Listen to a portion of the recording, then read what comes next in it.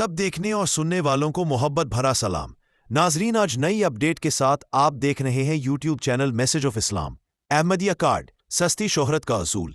जैद हामिद, अब्दुल बासित की अहमदियत के बारे में हर्जा सराइयाँ। ये आज के प्रोग्राम का मौजू है। इंसानी जबल्लत में शोहरत हासिल करने की ख्वाहिश एक फितरी अमल है और इसके लिए बहुत सारे इंसान मसाइब भी करते हैं। यानी शोहरत को हासिल करने के लिए अब शोहरत की ख्वाहिश को पूरा करने के लिए इंसान कौन सा रास्ता अपनाता है, ये दरअसल हर इंसान के ज़र्फ पर मुनहसर होता है। अच्छे और बुरे तरीकों को अपनाने के लिए चूंकि खालिक के कायनात में अशरफुल मखलूक़ात यानी इंसान को आज़ादी दे रखी है, इसलिए कम ज़र्फ घटिया रास्तों की तरफ भी चला जाता है, जबकि आला ज़र्फ इंसान शोहरत के रसूल के लिए बाइज़्ज़त रास्ता ही इख्तियार करता है।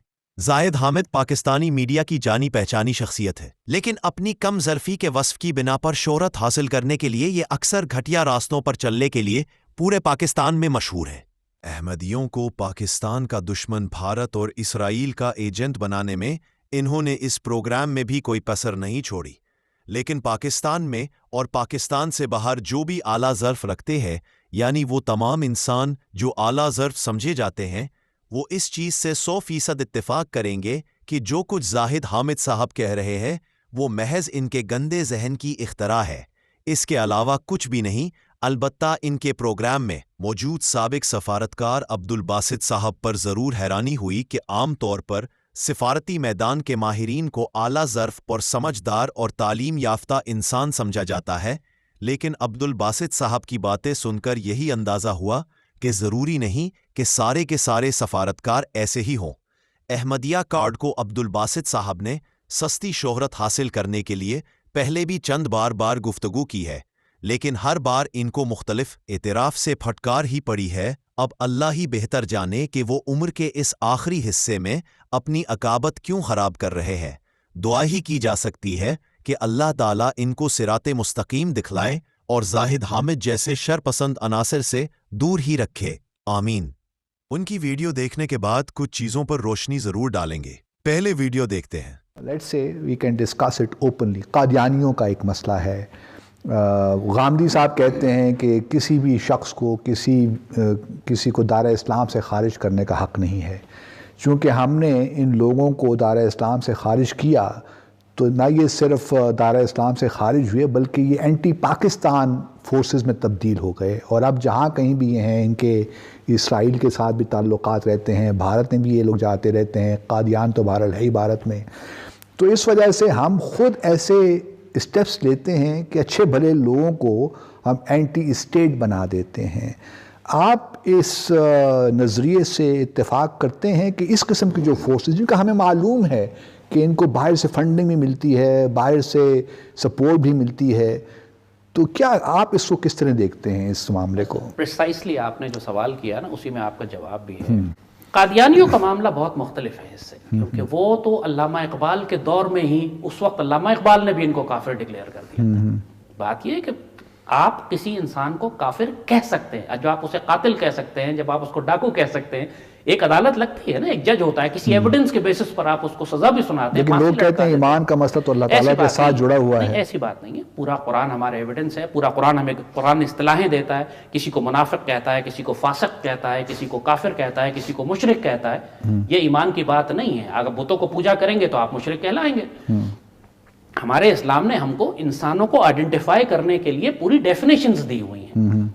अगर आप ख़त्म नबूवत पर यकीन नहीं रखेंगे और ये यकीन रखेंगे कि वो इमाम मेहदी भी है और वो ईसा अलैहिस्सलाम भी है और वो मोहम्मद सल्लल्लाहु अलैहि वसल्लम का दोबारा ज़हूर भी है, वो पूरा जो दमिश्की हदीस है उनको सब इस पे कादियान पर अप्लाई करेंगे, तो then there is no confusion कि आप कौन हैं, क्या करना चाह रहे हैं। और सिर्फ इसलिए कि हमें पता है कि ये इसराइल से या दुश्मनों से मिलकर हमें नुकसान पहुंचाएंगे, तो हम बिला वजह काफरों को उसकी वजह से मुसलमान करार नहीं दे सकते।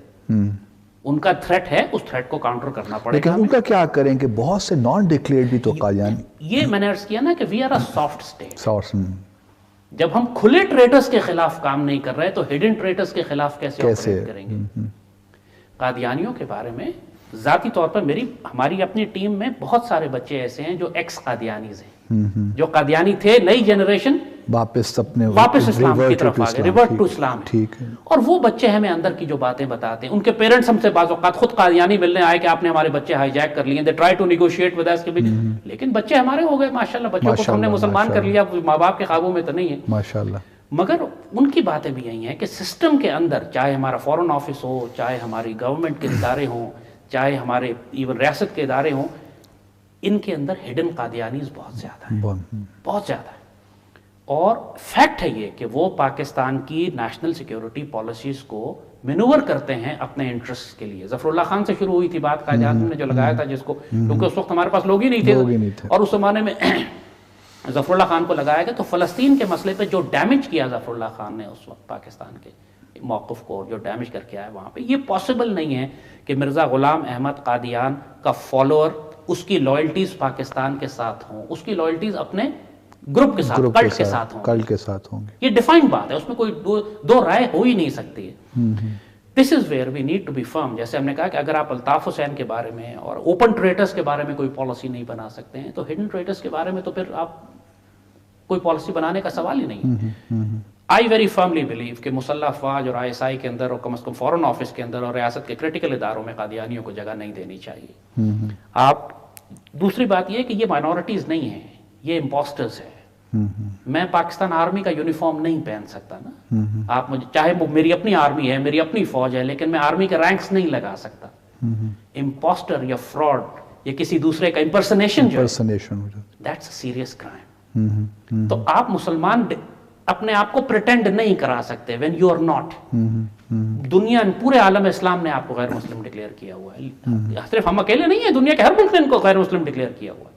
یہ بات ٹھیک ہے, جی جی, that's a fact. اچھا, دنیا کے ہر ملک نے, مسلمان ملک نے ان کو آفیشلی غیر مسلم ریسٹرکشنز تو لگائی ہوئی شاید, نان مسلم نہیں, نان مسلم بھی ڈکلیئر کیا. اچھا, بہت سارے ملکوں نے ان کو ڈکلیئر کیا ہوا ہے کہ نان مسلم. تو یہ آپ امپرسنیٹ نہیں کر سکتے. You cannot pretend to be Muslim and represent Islam when you are not. یہ سیریس کرائم ہو جاتا ہے. تو یہ ریاست کو ہماری بہت ڈیمیج ہو رہا ہے قادیانیوں کی وجہ سے, because they are the hidden enemies. I'll openly say it. کیونکہ وہ ناراض ہیں. جس طرح آپ نے کہا نا کہ پاکستان نے ان کو غیر مسلم ڈکلیئر کیا, تب وہ کھل کے کہتے ہیں کہ ہم پاکستان سے, ان کی کوئی ہمدردی نہیں ہے. They have no loyalty with Pakistan now. ناظرین, جو ویڈیو ابھی آپ نے دیکھی, اس میں احمدیوں کو اسرائیل کا ایجنٹ کہا گیا. ابھی ہم دکھائیں گے کہ اسرائیل کے ایجنٹ کون ہیں, اور جو یہ کہہ رہے ہیں علامہ اقبال نے احمدیوں کو کافر کہا ہے. مگر ایک وقت میں علامہ اقبال نے یہ بھی کہا تھا کہ جس نے صحیح اسلام دیکھنا ہو وہ قادیان جا کر دیکھے. جس نے بھی احمدیوں پر جھوٹے الزامات لگائے, ان کا انجام بعد میں بدترین ہی ہوا, یا بعد میں احمدیوں کو سچا ہوا ماننے والوں میں شمار ہو گئے. امام مہدی علیہ السلام جس کی پیش گوئی حضرت محمد صلی اللہ علیہ وسلم نے کی تھی, وہ حضرت مرزا غلام احمد قادیانی علیہ السلام ہی ہے, جو حضرت محمد صلی اللہ علیہ وسلم کی امت میں سے ہوں گے, اور ان کا نام ان کے نام پر احمد ہوگا انشاءاللہ. اس پر بھی ہم تفصیل سے ویڈیو بنائیں گے.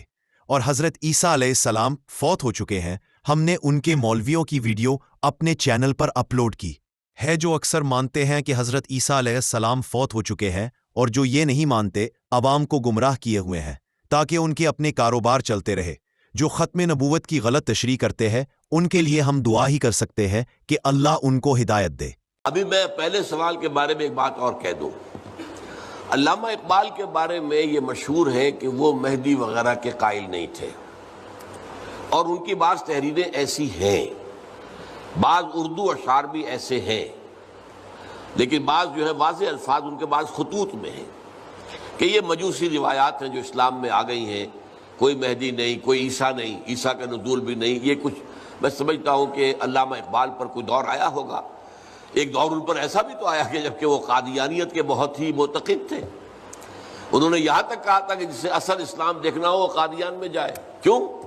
وہاں ایک نظام تھا, ایک شخص سے بیعت تھی, ایک ڈسپلن تھا, پورا ماحول اسلام کے مطابق تھا. وظائف باقی تو ان میں خرابی تو یہی ہے کہ انہوں نے غلام احمد قادیانی کو نبی مان لیا. باقی مسلمانوں والے کام تو ان کے ہیں, اور وہ ایک جگہ پر ایک آبادی انہوں نے ایک اپنے اسلامی اصولوں کے مطابق بنا لی. تو اس کے بارے میں علامہ اقبال نے کہا کہ اسے صحیح اسلام دیکھنا ہو وہ جائے قادیان میں. پھر قادیان کی ابتدائی حالت کا نقشہ اور پھر قادیان کی ترقی اور جماعت کی ترقی کا ذکر کرتے ہوئے فرماتے ہیں کہ ایک وہ زمانہ تھا کہ حضرت مسیح موعود علیہ الصلوۃ والسلام کے ساتھ کوئی آدمی نہ تھا۔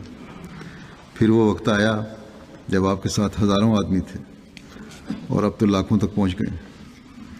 پھر کسی زمانے میں پنجاب میں بھی کوئی شخص آپ کا موتقد نہ تھا، اور اب نہ صرف ہندوستان میں بلکہ دنیا کے تمام بر اعظموں میں احمدی پھیل گئے۔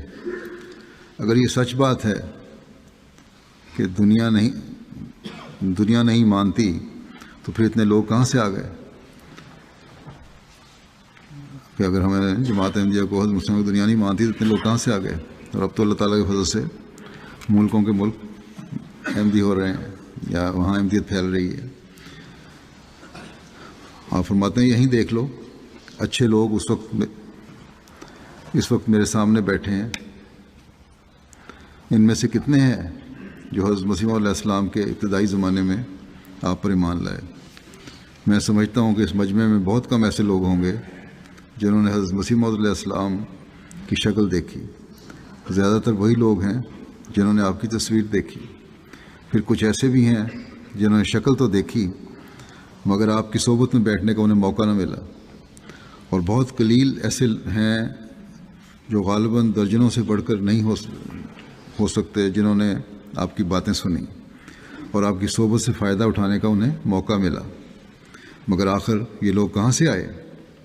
میری پیدائش، مسلم فرماتے ہیں کہ میری پیدائش اور بیعت قریباً ایک ہی وقت سے چلتی ہے، ساتھ ساتھ چلتی ہیں، اور جب میں نے کچھ ہوش سنبھالا اس وقت کئی سال تبلیغ پر گزر چکے تھے، لیکن مجھے اپنے ہوش کے زمانے میں یہ بات یاد ہے کہ حضرت مسیح موعود علیہ السلام جب سیر کے لیے نکلتے تو صرف حافظ حامد علی صاحب ساتھ ہوتے۔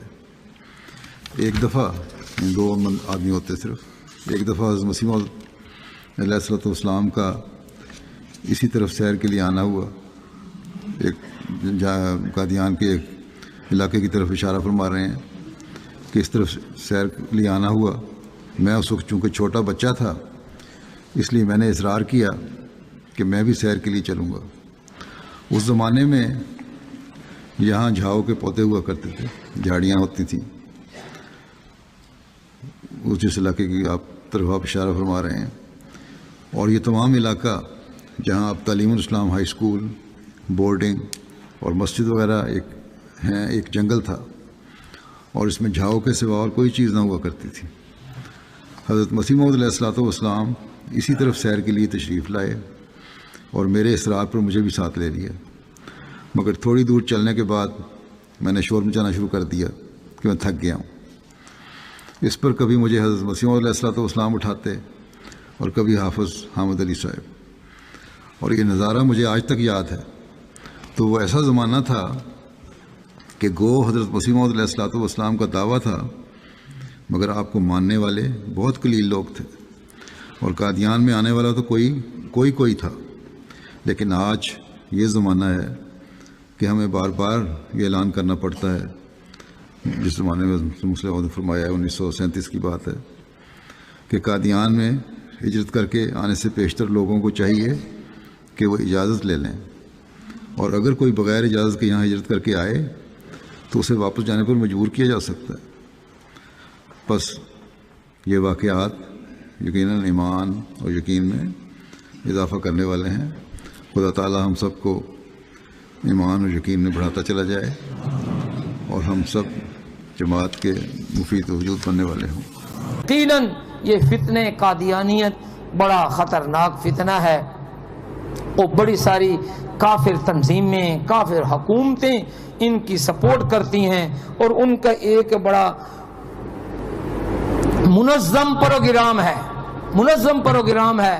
وہ دنیا کے کسی کونے میں چلے جائیں وہاں پہنچے ہوئے ہیں، وہ دنیا کے کسی کونے میں چلے جائیں وہاں پہنچے ہوئے ہیں۔ ہم ملیشیا میں گئے وہاں قادیانی، انڈونیشیا میں گئے وہاں قادیانی، اور دنیا کا آخری کونا جنوب میں وہاں کیپ ٹاؤن ساؤتھ افریقہ کا آخری شہر وہاں قادیانی۔